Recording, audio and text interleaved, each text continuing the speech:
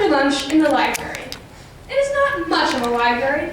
Its literary equipment consisting of a single fixed shelf stocked with old paper-covered novels, broken back, torn and thumbed, and a couple of hanging shelves with a few gift books on them, the rest of the space being occupied by trophies of war and the chase. But it is a most comfortable sitting room.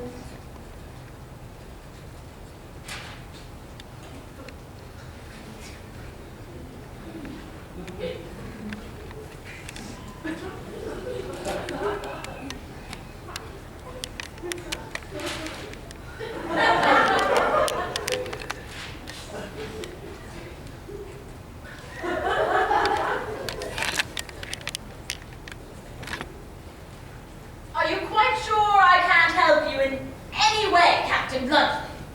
Quite, Major. Saranoff and I will manage it. Yes, we'll manage it. He figures out what to do, draws up the orders, and I sign them. Division of labor, Major. Another one? Thank you.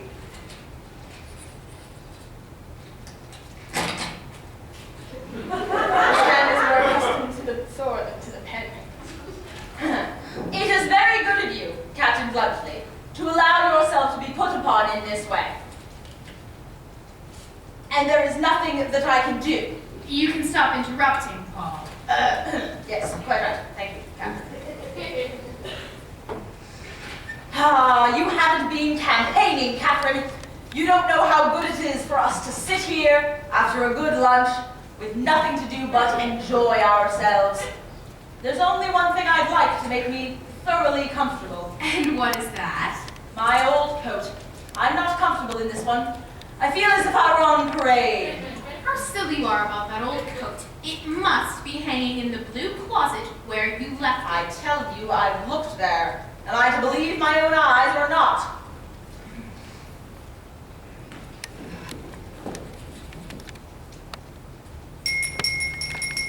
What are you showing off that electric bell for?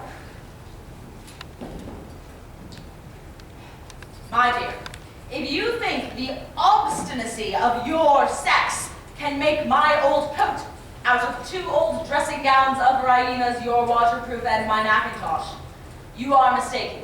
That is precisely what the blue closet contains at present. Nicola, go to the blue closet and get your master's old house coat.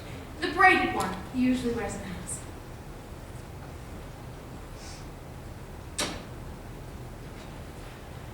Catherine. Yes, Paul? I bet you any piece of jewelry you like to order from Sophia against a week's housekeeping money, the coat isn't there. Done, Paul. Well, here's an opportunity for some sport. Who'll bet on it? Bluntschli, I'll give you 6 to 1. That beats a Robbie, Major. Madame is sure to be right. Bravo, Switzerland. Major, I'll bet you my best charger against an Arab bear for Raina that Nicola finds the coat in the blue closet. Your best shot! Silly, Paul.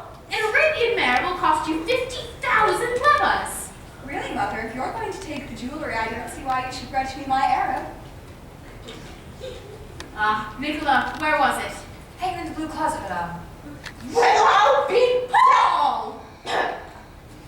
Well, I could have sworn it wasn't there. Age is beginning to tell on me. I'm getting hallucinations. At any rate, help me to change, Nicola. Excuse me, Bluntschli. Oh, Saranoff, do remember that I didn't take that bet of yours. Though, you'd better buy Raina that Arab steed yourself now that you've aroused her expectations, Raina. Yeah? Yes, Raina? She's dreaming, as usual. Assuredly, she shall not be the loser. Well, so much better for her. I shall not come out so cheaply, I expect. There. Now I am at home at last. That's the last order. What? Finished? Finished. And you haven't anything for me to sign? Not necessary. Signature will do. Well, I think we've done a thundering good day's work. Can I do anything more? You both better see the fellows there to pack these off. Show them on the orders and mark the time they should be handed in by. Tell them that if they stop to drink, to tell stories, or that if they are 5 minutes late, they shall have the skin taken off their backs. I'll say so. And if one of them is mad enough to spit in my face for insulting him, I'll buy his discharge and give him a pension. Just see that he... Just see that he talks properly to the major, will you? I'll see to it. Bye-bye, Catherine. You may as well come too. They'll be far more frightened of you than of me. I dare say I had better. You will only splutter at them.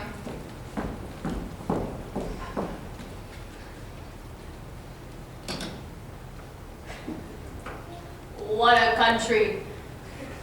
They make cannons out of cherry trees. Send their wives to keep discipline. You look ever so much nicer than when we last met. What have you done to yourself? Just wash, brush, a good night's rest, and that's all. Did you get back safely that morning? Quite, thanks. Oh, were they angry with you for running away from Sergius' charge? No. They were glad because they'd all just run away themselves. It must have made a lovely story for them. All that about me and my room. Oh, capital story. But I only told it to a particular friend. On whose discretion you could absolutely rely. Absolutely. He told it all to my father and Sergius the day you exchanged the prisoners. You don't mean that, do you? I do indeed. Oh, but they don't know that it was in this house that you hid. If Sergius knew, he would challenge you and kill you in a duel. Bless me, don't tell him then. Can you realize what it is to me to deceive him? I want to be quite perfect with Sergius. No meanness, no smallness, no deceit. My relation to him is the one really beautiful and noble part of my life. I hope you can understand that. You mean you wouldn't want Sergius to find out that the story about the ice pudding was a... Don't talk in that flippant way. I lied. I know it. But I did it to save your life. He would have killed you. That was the second time I ever uttered a falsehood. Do you remember the first time? I know, was I present? Yes. And I told the officer who was searching for you that you were not present. I should have remembered that. Oh, it is natural that you should forget it first. It cost you nothing. It cost me a lie. A lie! My dear young lady, please don't let this worry you. Now, I'm a professional soldier. One of the things that happen to soldiers so often that he comes to think nothing of them. One is hearing people tell lies. Another is getting his life saved by all sorts of people in all sorts of ways. And so he becomes a creature incapable of faith and of gratitude. Gratitude. Do you like gratitude? I don't. If pity is akin to love, then gratitude is akin to the other thing. Gratitude? If you are incapable of gratitude, you are incapable of any noble sentiment. Even animals are grateful. Oh, I see now exactly what you think of me. You are not surprised to hear me lie. To you, it was probably something I did every day, every hour. That is how men think of women. Dear young lady, there's reason in everything. You said you only told 2 lies in your whole entire life. Now, wouldn't you say that's a rather short allowance? Now, I'm a straightforward man myself, but 2 lies wouldn't last me the entire morning. Do you know, sir, that you are insulting me? Oh, but I can't help it. When you get in that flippant way and talk in that noble attitude, I admire you. I find it hard to believe a single word you say. Oh, Captain Bluntschli! Yes? Do you know what you said just now? Do you mean what you said just now? I do.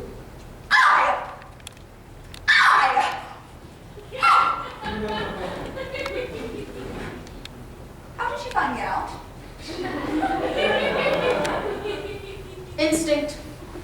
Instinct and experience of the world. Do you know, you're the first man I ever met who did not take me seriously. You mean, don't you? I'm the first man that has ever taken you quite seriously. Yes, I suppose I do mean that. How strange it is to be talked to in such a way. You know, I've always gone on like that. I mean, the noble attitude and the thrilling voice. I did it when I was a tiny child to my nurse. She believed in it. I do it before my parents. They believe in it. I do it before Sergius. He believes in it. Well, he's a little in that line himself, isn't he? Do you think so? You know him better than I do. I wonder, is he? If I thought that, oh well. What does it matter? I suppose now that you found me out, you despise me. No, no, no! 1,000 times no, gracious lady. You see, it's part of your youth, part of your charm. I'm like the rest of them. Your parents, the nurse, Sergius. I'm your infatuated admirer. Really? Hound of Hertz. Really and truly. But what did you think of me for giving you my portrait? Your portrait? You never gave me your portrait. Do you mean to say you never got it? No, when did you send it to me? I did not send it to you. It was in the pocket of that coat. Oh, I never found it. You mean it's there still? For my father to find the first time he puts his hand in his pocket? Oh, how could you be so stupid? Well, it's only a photograph. How can he tell who it was intended for? Tell him he put it there himself. Yes, that is so clever, so clever. Oh, what shall I do? You wrote something on it. That was rash. Oh, to have done such a thing for you, who care no more except to laugh at me. Oh, are you sure nobody has touched it? You see, I couldn't carry it about with me the entire time. One can't take much luggage on active service. What did you do with it? When I got through to Perrot, I'd put it in safekeeping somehow. I thought of the railway cloakroom, but that's the surest place for it to be looted in modern warfare. So I pawned it. Pawned it? Now, I know it doesn't sound very nice, but it was much the safest plan. I redeemed it the day before yesterday. Heaven only knows whether the pawnbroker cleared out the pockets or not.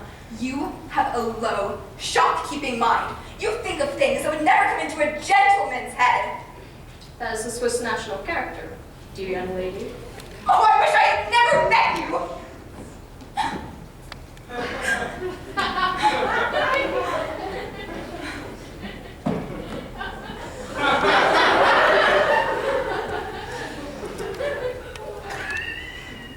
For you. The messenger is waiting. Will you excuse me? The last postal delivery that reached me was 3 or 4 weeks ago. These are subsequent accumulations.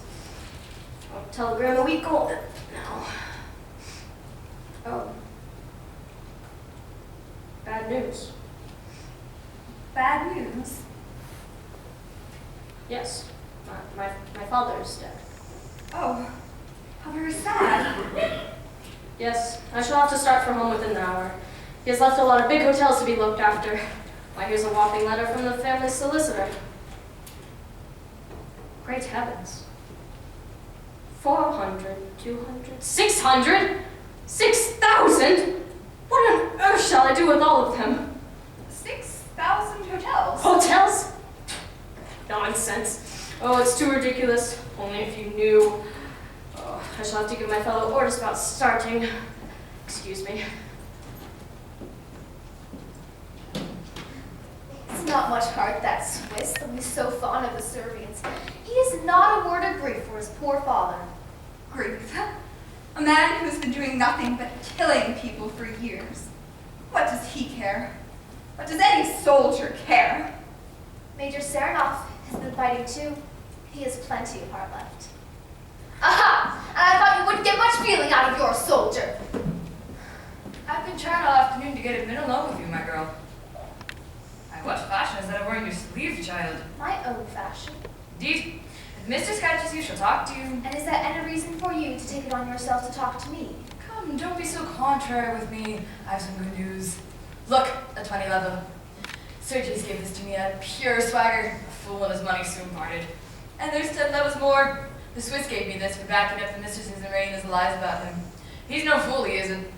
You should have seen old Catherine downstairs, polite as you please to me, telling me not to mind the master being a little impatient, for they all knew what a good servant I was, after making a fool and a liar of me before them all. The 20 shall go to our savings, and you shall have the 10 if you only talk to me as to remind me I'm human. I get tired of being a servant sometimes. Yes, sell your manhood for 30 levas and buy me for 10. I don't want your money. You were born to be a servant. I was not. When you set up your shop, you'll just be everybody's servant instead of somebody's servant. I'll wait till you see. We shall have our evenings alone, and I shall be the master of my own house, I promise you. You'll never be master in mine. You have a great ambition in you, Louka, but remember, if any luck ever comes your way, it was I that made a woman of you. You! Yes, me. Who was it made you give up wearing a few pounds of false black hair on your head like another Bulgarian woman? I did. Who was it taught you to trim your nails and keep your hands clean like a fine Russian lady? Me. Do you hear? Me. I've always thought if Raina was out of the way, and you just a little less of a fool, and Sergius just a little more fun, you may come to be one of my grandest customers instead of only my wife and costing me money. I think you'd rather be my servant than my husband. You'd make more of me. Oh, I know that soul of yours. Never you mind my soul, just listen to my advice. If you want to be a lady, your present behavior towards me won't do it at all. It's too sharp and imprudent, and impudence is a sign of familiarity. It shows affection for me. Don't be so high and mighty with me either. You like all country girls. You think it's gentle to treat a servant the way I treat a stable boy. That's just your ignorance, and don't you forget it. Also, don't be so defiant. Act as if you expected to do your own thing, not as if you expected to be ordered about. The way you get on as a lady is the same way you get on as a servant. You have to know your place. And you can trust me to know my place if you ever get promoted. Think it over, my girl. I'll stand by you. One servant should always stand by another. Oh, I must behave in my own way. You take all the courage out of me with your cold-blooded wisdom. Go put those logs in the fire. That's the sort of thing you'd understand. I'm not in the way of your work, I hope. No. Thank you kindly, sir. I was only talking to this foolish girl about her habit of coming up here to the library to look at the books whenever she has a chance. It's the worst of her education. Gives her habits above her station. Now, make the table tidy, Luke, for the maid.